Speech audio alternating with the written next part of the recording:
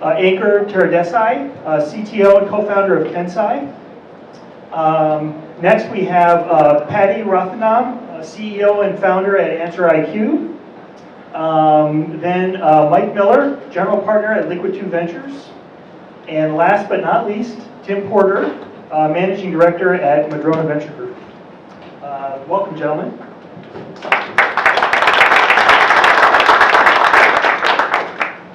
Okay, so let's get our bearings first here with our panelists and get to know them a bit. I have a set of questions. One question for the venture capitalists and one set of questions for the entrepreneurs. So first, Mike and Tim, tell us about one or two recent machine learning-centric investments that you've made and discuss the rationale behind the investment. What role did machine learning play in your decision? Well, since I'm the only one with the microphone, I guess I'll go first. Let's see.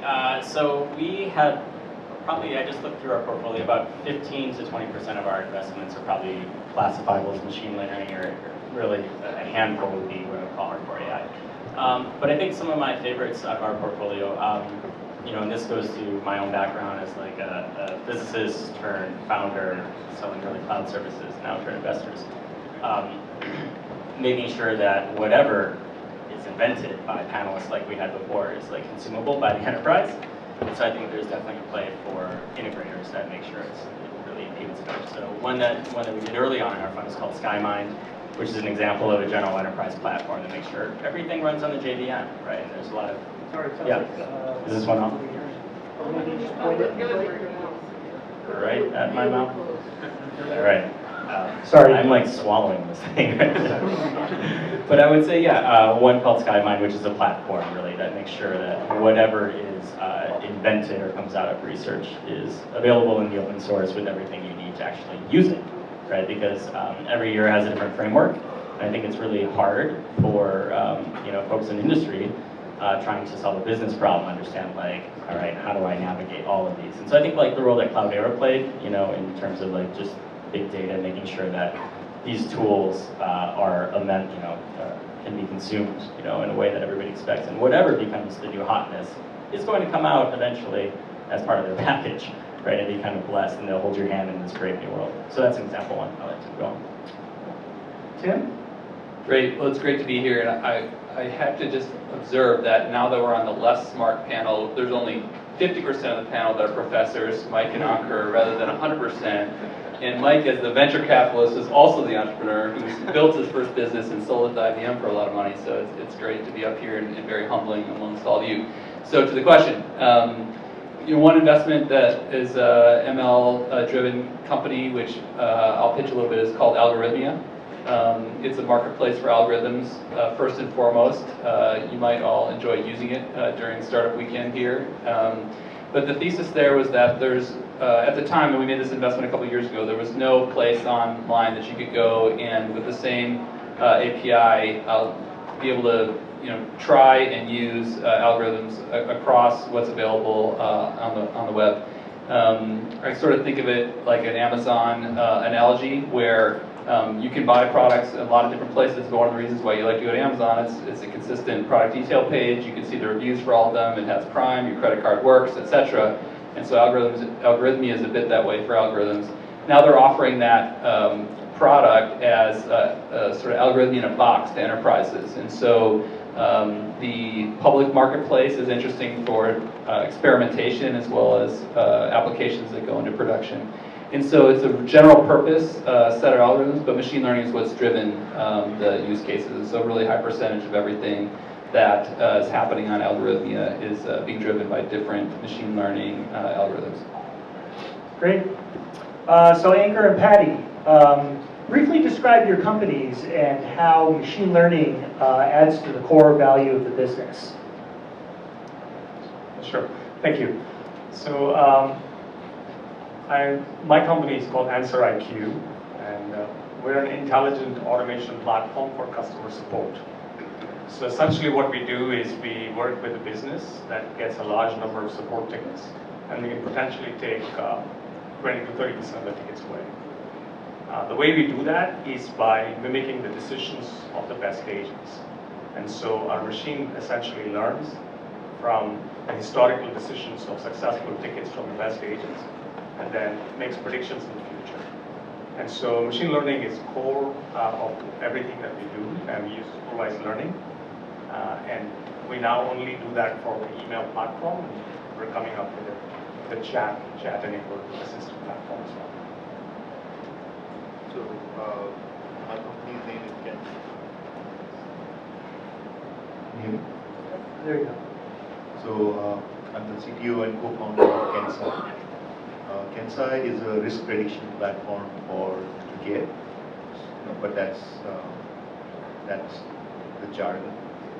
The real thing that we do is save lives and save costs using AI and machine learning. Born out of the University of Washington with several machine learning models, we spun out and decided to improve the global world of healthcare by transforming the way physicians interact with patients through the use of AI, and doing that while also making healthcare more affordable was the mission that we started with. Today we are working with a plethora of healthcare systems across the world, solving for very complex problems in healthcare, not just from the patient perspective, but also from the optimization and efficiency perspective of large health systems. So that's what Kensai is.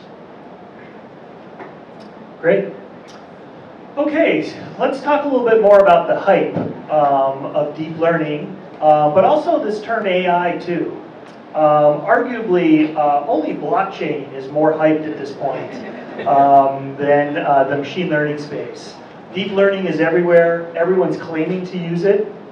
How important is it for startups to play into this hype?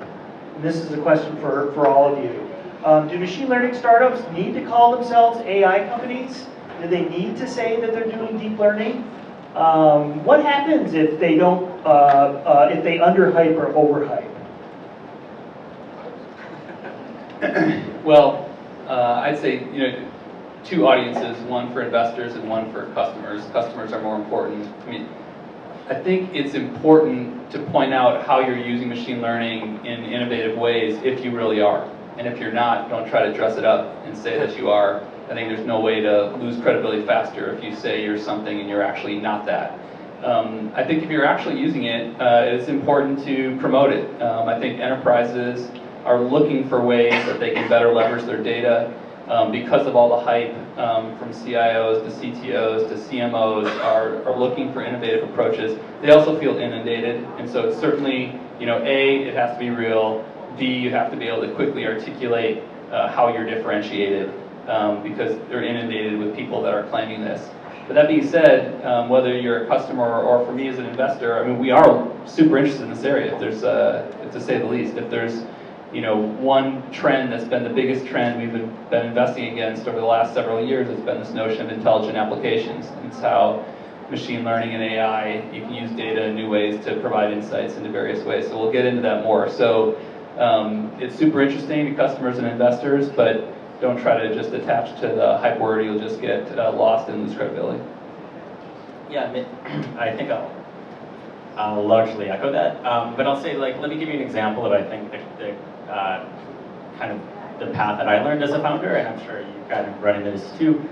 Portfolio company we invest in here locally called IUNU, which uses machine cameras inside greenhouses to try to make indoor agriculture more efficient, right? Machine learning and computer vision all in one fell swoop, right?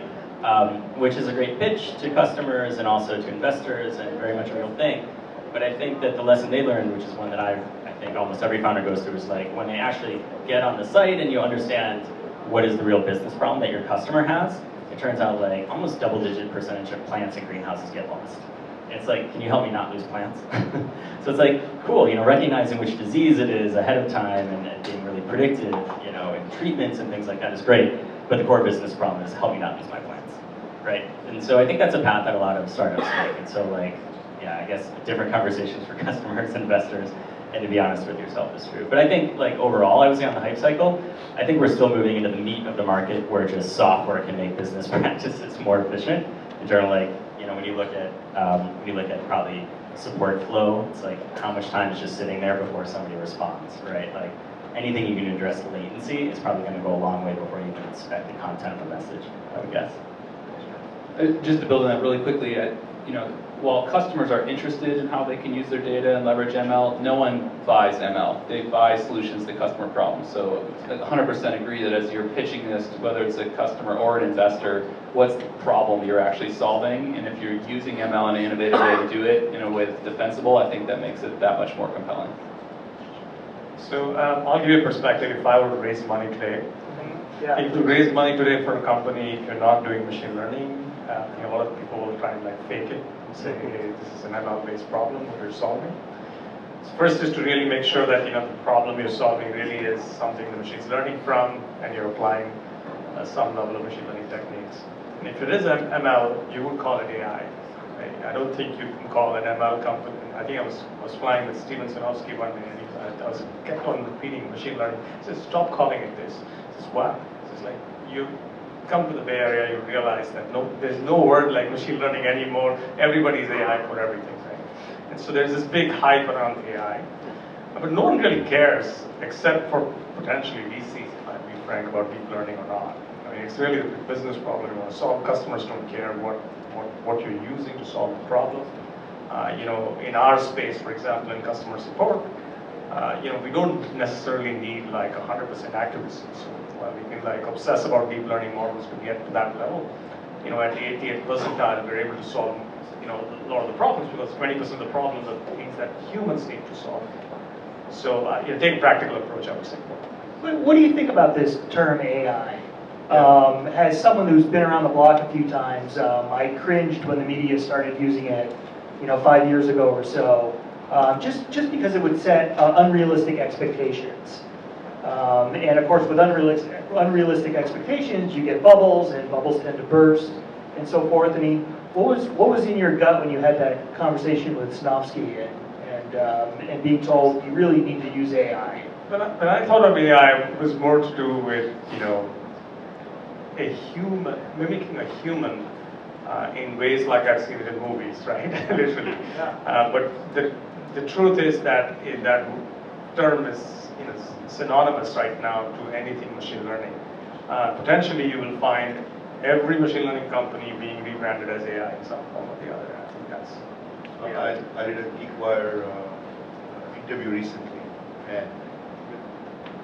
and I'm a huge proponent of AI, but the A for me in AI is not artificial at all. It's actually assistive. So I'm on a warpath right now with the AI community to stop calling it AI, but to call it assistive intelligence. Because I work in healthcare every day. I see patient data. I deal with real patients. I deal with providers. I deal with care managers and nurses who want to use the AI that we are all touting here to put it to good use for saving lives, or doing good. But they really don't care about the artificial part of it. In fact, they're scared about the artificial part of it.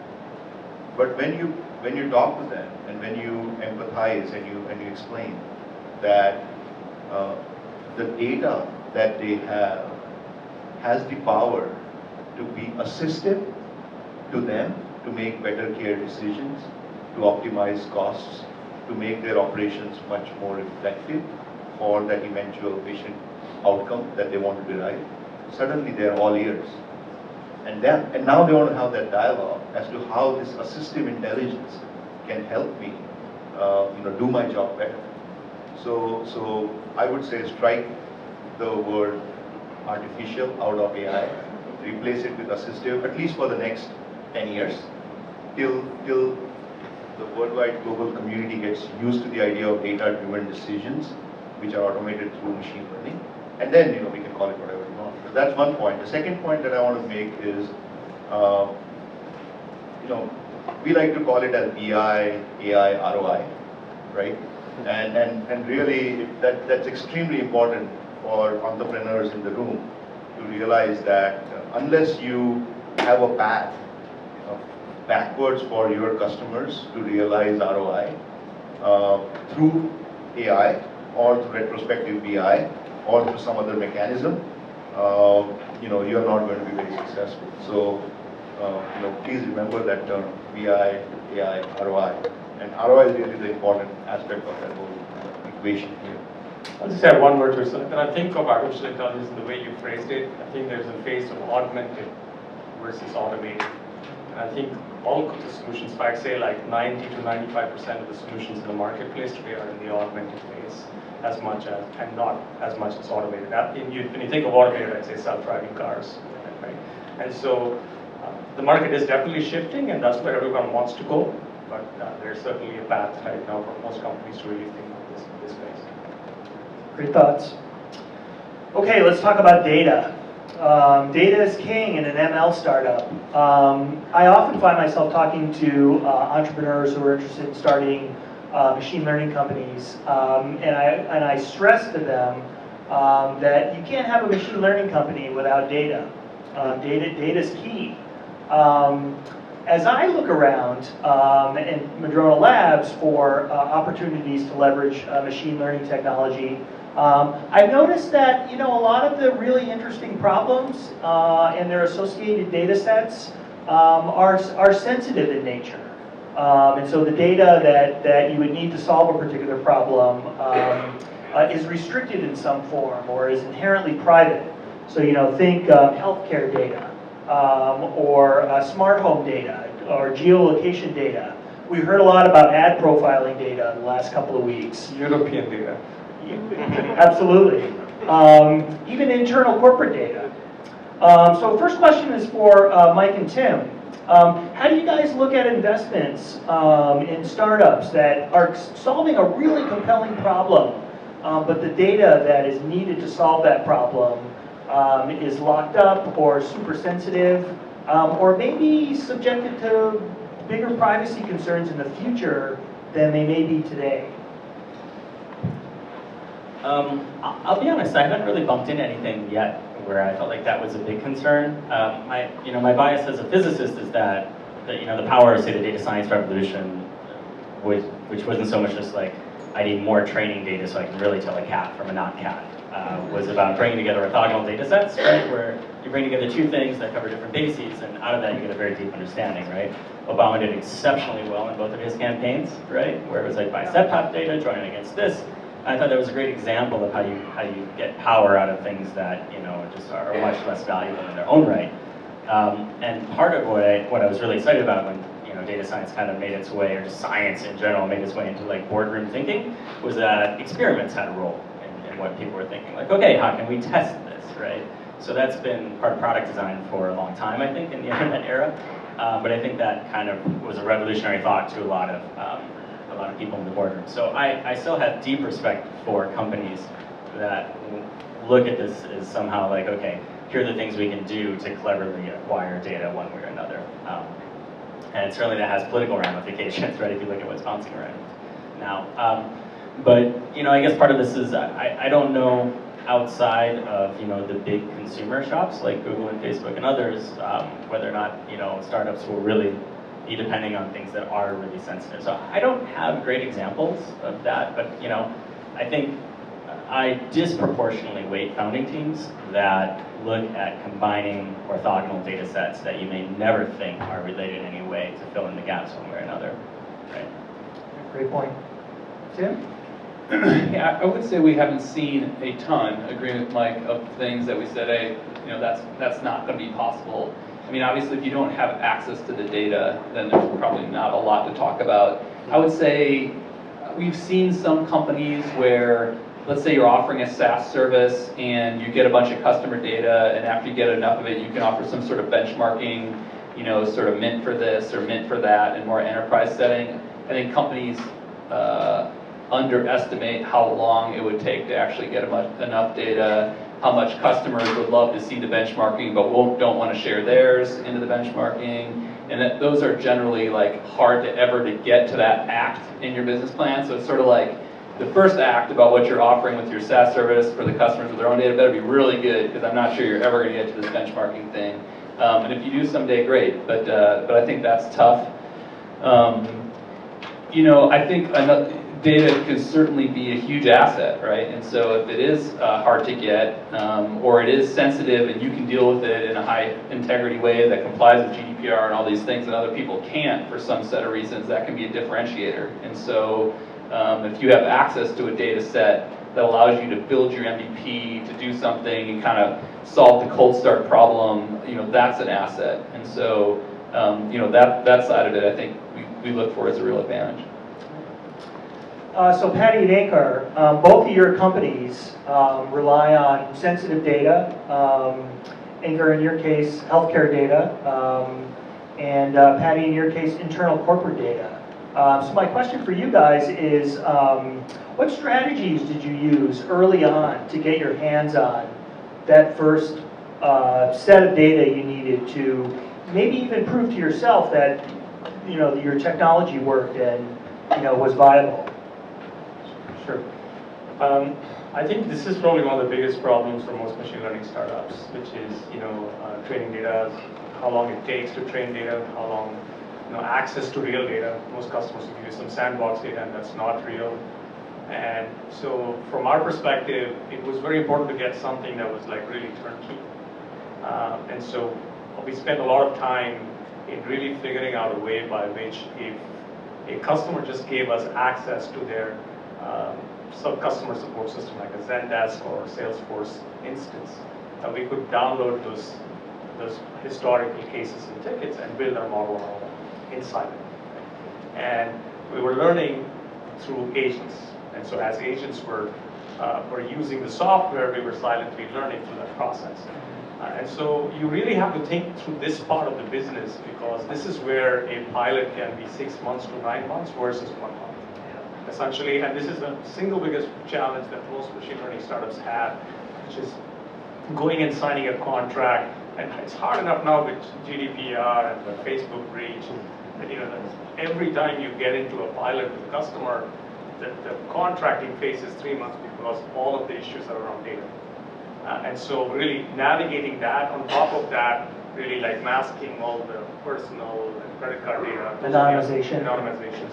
Those are important aspects. But really thinking through how can you get access to data in a clean way that you can train and build models without having to make it disruptive to the customer with no engineering effort is your dream, right? And that would be a great start.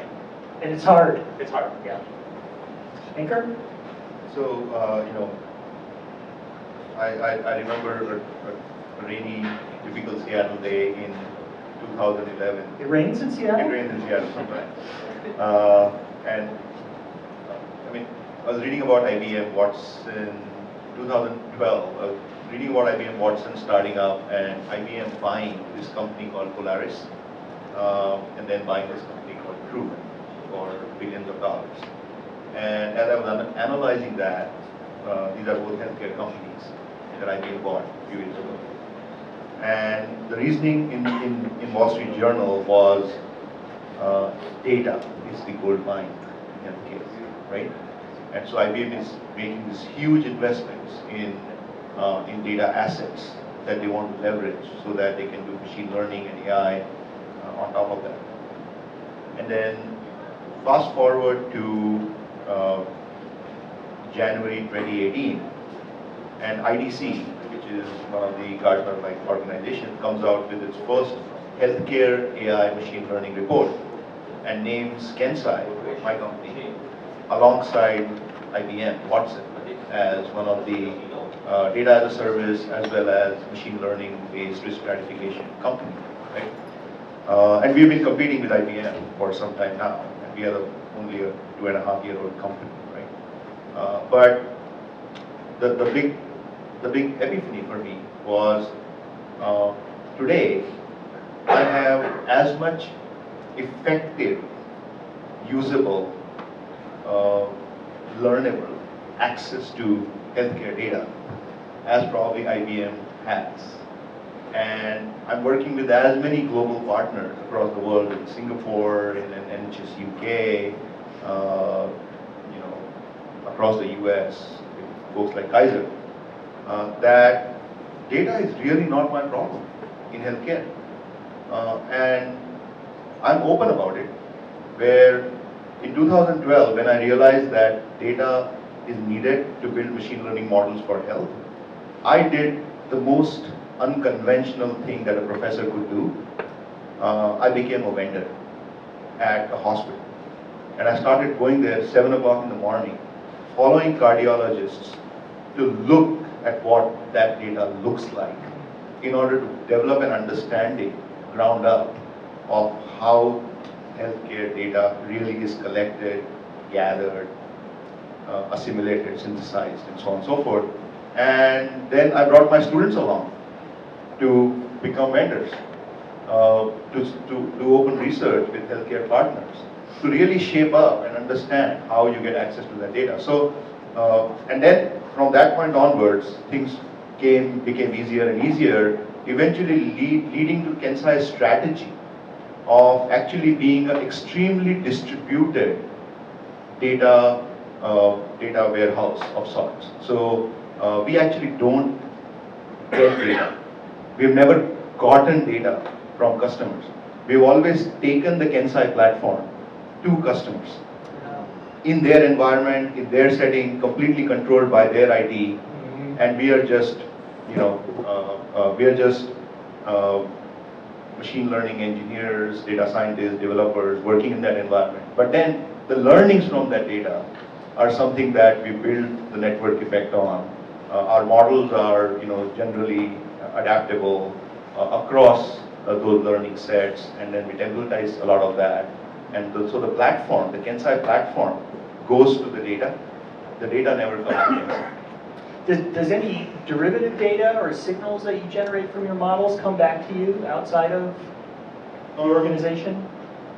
Yeah, metadata around summary metadata around what the models were trained on, some hyperparameters about those machine learning models, and now we've established ourselves enough that many healthcare partners that we work with trust us to keep certain amount of copies of de-identified data sets in their environment that we can have perpetual access to, so that we can retrain, retune, reproduce the results if desired.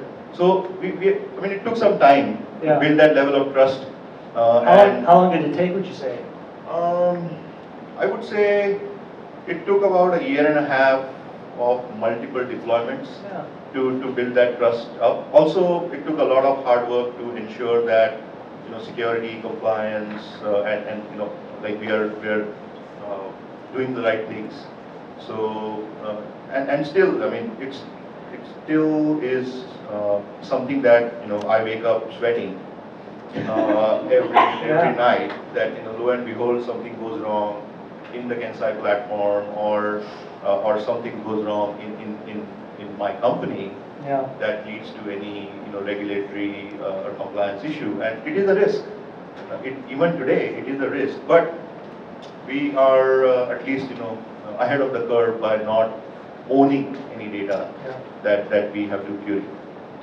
Go ahead, Mike. I'll just thread jack this again. But I'd say maybe more relevant than what I said before or anything that I've said today. For this audience, there are a couple things you can do, I think, to kickstart a company that I've seen as really successful patterns. One is grab public data sets, whether it's whatever you do with it, I actually don't care. But there are a lot of data sets that are sitting out there that actually have value in them, and they're not productized because they're hard to put together. They're painful to clean, they're painful to scrape. But I could probably sit back and list 50 companies that have successfully started in the last 2 years by just doing that, right? Getting a big database of 10 million companies in a certain, range, annotating them and making it, using Mechanical Turk and other things that are out there, and then making it, an NLP lead sourcing company, right? It's a very successful model that a couple of people have done. That's one thing. The other thing is just going out and making very clever measurements and then monetizing that. There's a company in the last YC batch called, I can't even remember that we just invested in, 2 MIT scientists that decided that there was some public demographic data that would tell you the level of opioid epidemics in certain areas, but what they really wanted to do was just see what was coming out of people's bodies. So they went, they brokered deals with Boston and Cambridge, and they just basically started annotating, making measurements in different parts of the sewage system. And it's like the best public health data. Yeah, I wouldn't use that for your asymptotic pitch, but it's a good thing to get going in 2 days, I think. Yeah.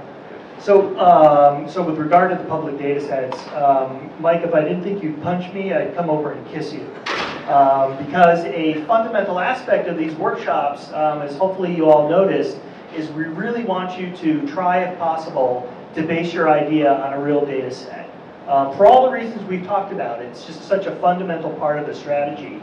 And so we've actually amassed quite a few public data sets on the workshop website, which we will talk about later on tonight. But we have all kinds of data sets there from all kinds of verticals, as well as general purpose data sets like images and audio and so forth. So I thank you for that, helping me give that plug. Cool. So let's move on and talk about where opportunities are for machine learning startups. In the consumer space or the B2B space? I meet a lot of entrepreneurs who are naturally attracted to the consumer space. Building a product for yourself or your friends is cool and fun and oftentimes easy to test. But the question here for all of you really is, are there consumer opportunities still for startups? Let me put this another way. Is there any idea out there that's consumer focused that wouldn't just be logically done by Google, Amazon, Microsoft, Facebook, Apple? Is there any white space in the consumer area for machine learning startups? Probably. I mean, there must be, right? We can't be out of ideas. I don't think face space is totally covered there, but I don't necessarily have it. Just given their audience sizes and of course the data they have on those audiences? I think it's harder. I mean, I basically spend all my time on B2B, so I'll try to answer a question that I don't have any actual ability to answer. But I mean, one thing that comes to mind is IoT data. Things that happen in the home or different types of sensor data, could be an interesting opportunity. If we had the specific idea, we'd be working on starting the company. I think it is harder. I think more of the data is controlled by some larger platforms who aren't going to let other people work with it. You probably, on the margin, can run into more privacy-related issues there, but of course there's more ideas, right? You could always talk yourself out of things by saying, Google, Microsoft, Facebook, Amazon are going to do this, we'll never try it, but plenty of companies continue to get started in all these areas, through innovation. Great. Any thoughts, guys? Consumer space is so hard. I mean, first off, they've mocked all PhDs and the top engineers in these 5 top companies, and they've gotten into every space you can imagine. But in the B2B space, I think there's still significant opportunity. Okay, yeah, so let's talk about B2B. So what advice would you guys give to a machine learning entrepreneur about where on the stack they should look for opportunities? Maybe the spectrum is sort of platform, generic machine learning tools versus vertical applications, where a company is focused on a very specific area with very specific data and domain expertise. What's hot on that spectrum and what's not right now? Yeah, I think most of the opportunities are at the application layer. So, I would always start with, customer or market pull ideas and not technology push ideas. We've made a number of investments at more the infrastructure layer for machine learning. A couple of those were required for nice outcomes. We're still seeing some things in those areas, but most of the time if people come with sort of a new platform level thing in ML, I don't really believe it.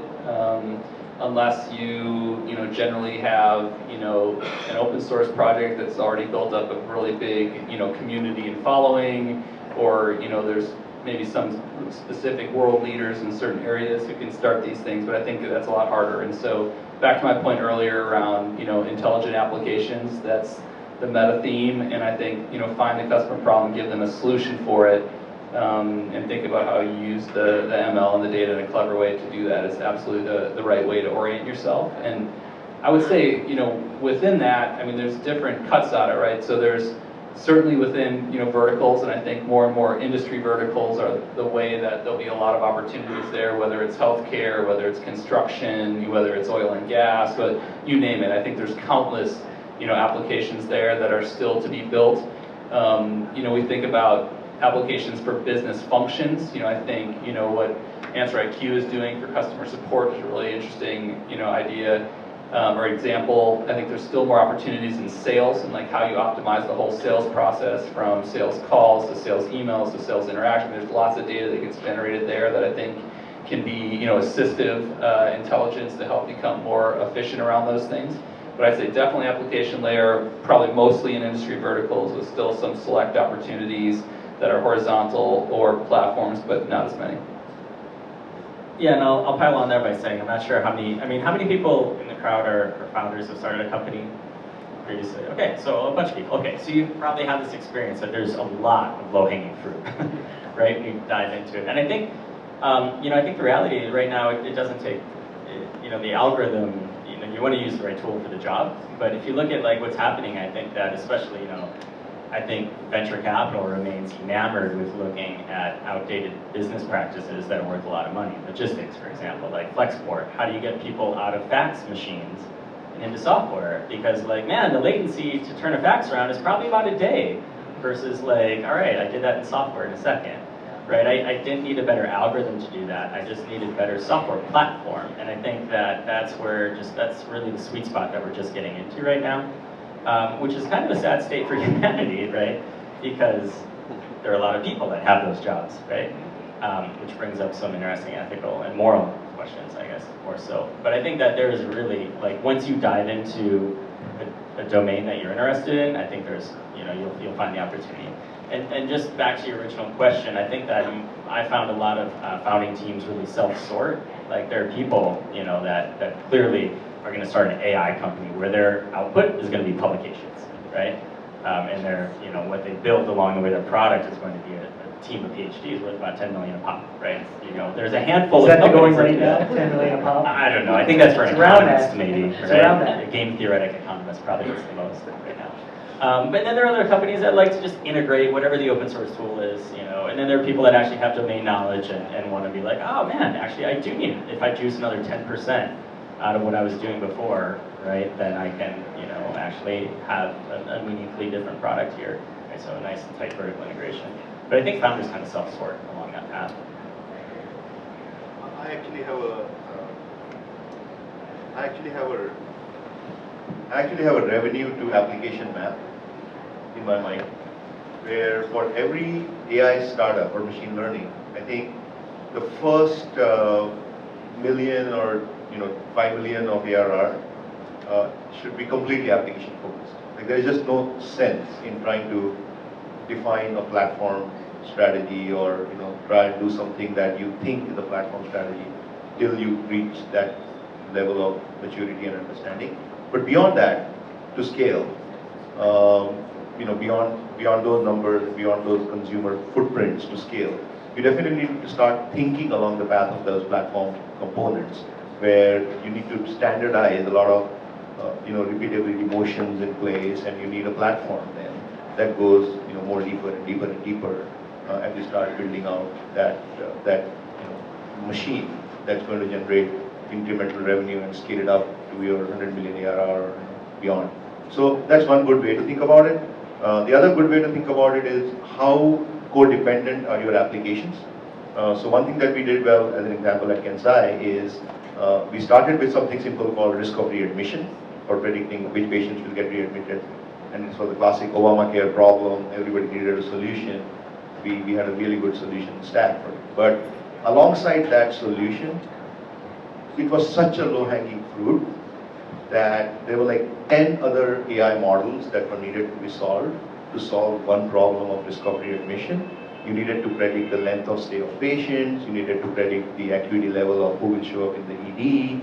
You needed to predict ED staffing. You needed to predict 6 to 12 month mortality. So suddenly when you have like one AI problem and you're starting to solve that well, you realize that there are 10 AI problems that are just lurking around in the vicinity of those problems, and that capturing those patterns and being an active listener to your customer to see which other AI problems they want to solve for much faster is something that a platform can start enabling for you, because it's based on the same data.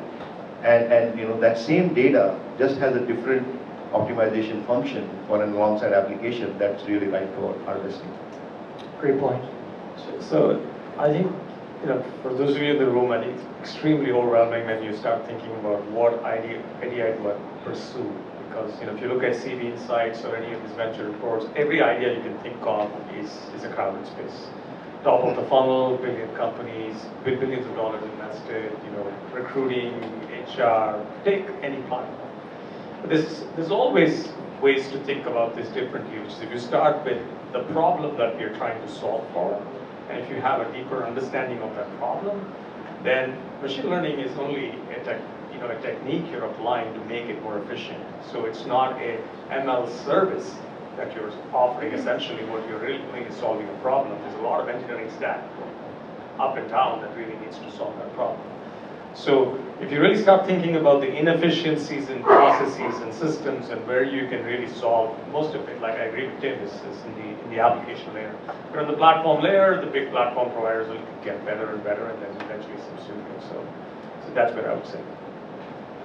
Great. So last quick topic, intellectual property and defensibility for machine learning startups.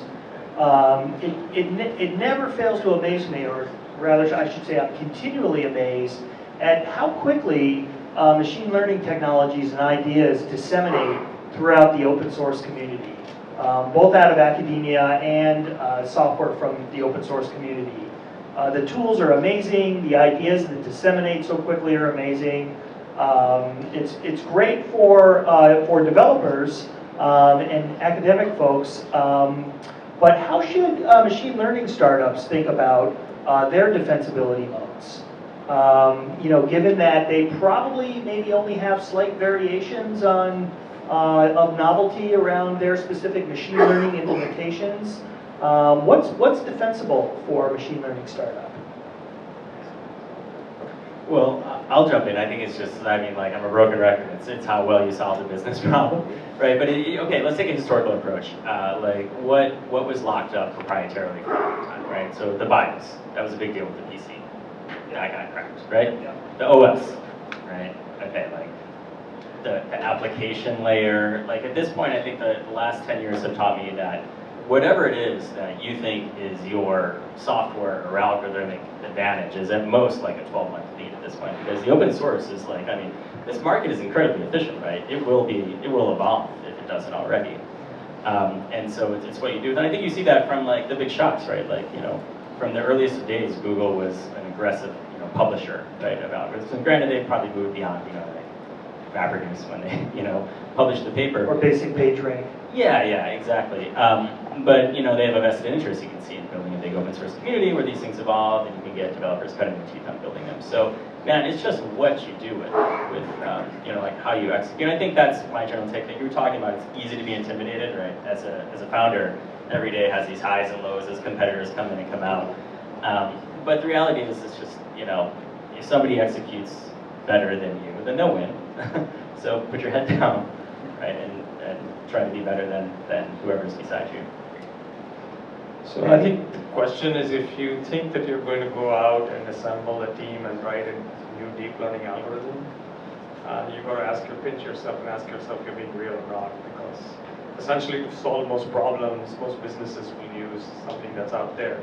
And then the choice of using a random forest versus a deep learning module.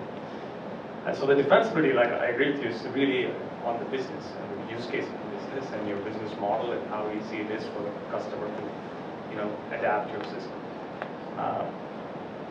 I think VCs will argue that deep learning is a little better because, you know, you have, you know, so many variables that you can probably write some level of code to defend it better. But I really think in the end, all of that is going to get commoditized. This is such a hype. In 3 years from now, pretty much most of this will be, everyone has access to it. Build a service, amass your own data set. So data is the defensible mode? It's one of them. You know, I think the main one is if you operate a service, then what you use under the covers doesn't really matter, and other people can't necessarily copy it. Do that, solve the business problem better, and amass your own data set that becomes your own asset. And I think the best businesses, use that data to create value for themselves. They don't try to share that data with other people or sell it to other people. They make their service better. I wouldn't say data, but data is certainly, I agree with Tim, it is certainly the biggest mode, or at least having trusted access to data and metadata is certainly a good mode. The other thing that is defensible is, in my opinion, in machine learning, the parameterization and weights, whether it is through hyperparameter learning of deep neural networks or taking simple decision tree models and just making sure that the transformations that you are doing to the data are somewhat secretive and better than your next competitor, gives you slight edge, or sometimes, as Pradeep said, or maybe as others said, that you have a defense of about 12 months in that space, right? If you are the early leader. I actually think orthogonally, out of the box, about these things. I think in the new age of startups, and especially for the entrepreneurial community here, a model that I have adopted for Kensai is openness is actually the best defense. So what we do at Kensai is we publish every result that we get on a machine learning problem in healthcare. And so far, we have like 35 different academic papers that we have published over the last 3 to 4 years, and everything is in the public domain of how we solve the problem, what problem did we solve, what data set it was. And we've taken a very academic approach of open embracement of that community so that the community trusts Kensai to do the right thing by being open, and that itself has become such a big juggernaut of defense that when people refer to our papers, it generates leads and it generates thought leadership. That, I think, is defensive. Yeah. The only thing I'll mention really quickly is that I also think something that's kind of interesting is companies that leverage human-in-the-loop systems in clever ways. If you can do that scalably, we've seen this in a few different examples. Certainly in one of our companies, MightyAI, is training data as a service. So recently saw a CMU spin-out that was around kind of on-the-fly CV analysis of kind of IoT type cameras that are out in the field in different ways. But the beauty of it is that you can get to a saleable product faster because the human-in-the-loop part can be a bigger component initially, and you can give something that's delightful to the end customer, and they don't know it's a bunch of hamsters, behind the scenes. And then you're also building your moat through your own data set. You're creating your own training data. You're getting better and better, and if you can automate more and more over time. I think we've seen some more examples of that's, I think, an interesting approach. It doesn't work everywhere, obviously, but there's some cases that's pretty cool. Great point. So do we have time for a couple questions? Maybe one. Okay, one. So to the discussion just now about defensibility, I'm just curious about data provenance as that pertains to like open source software licensing is important when building a company or a service, whether you're selling something or running as a platform. Data, especially open data sets, also often come with licenses. How does that play in if you're deriving solutions to functions using data plus software and both are open source? Anybody want to take a stab at that? While we're thinking, do you have an example that comes to mind? All the machine learning algorithms I've been playing with, TensorFlow, they're all open source. The data sets that you pushed out for this, many of them have licenses attached that are redistribution share-like licenses. Yeah. So if I were to build a company combining that, what happens?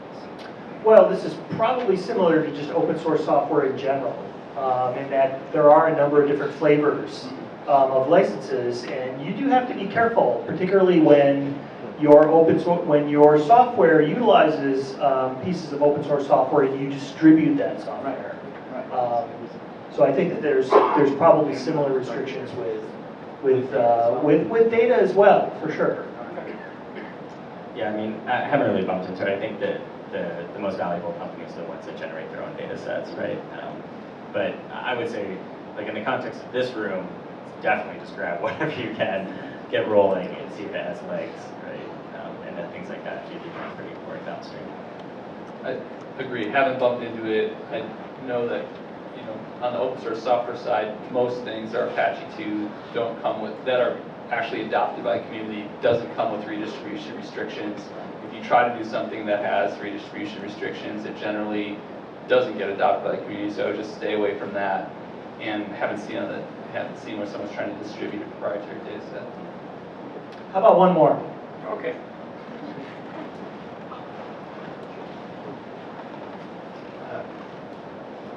Thank you. So I was curious about what the second person said concerning, I don't know if I understood correctly, we're talking about this type of company that was just doing publications and that consisted of PhDs that ended up getting 10 million. Could you explain what that is about and how does that work? What is being sold there? Don't fall into this trap.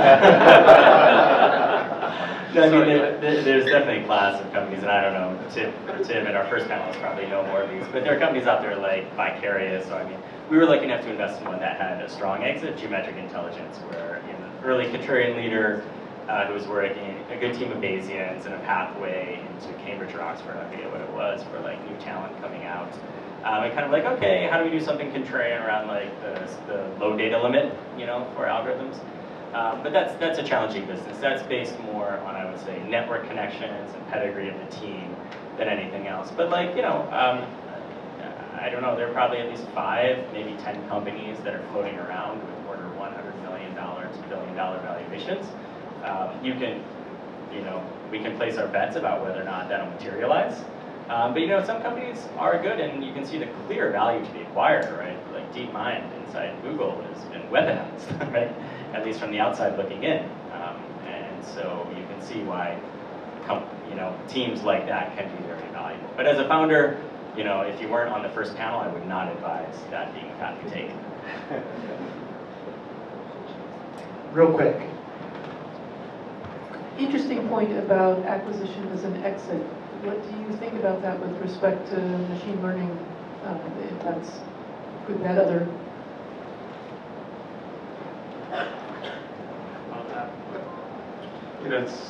Right now, it's a lot of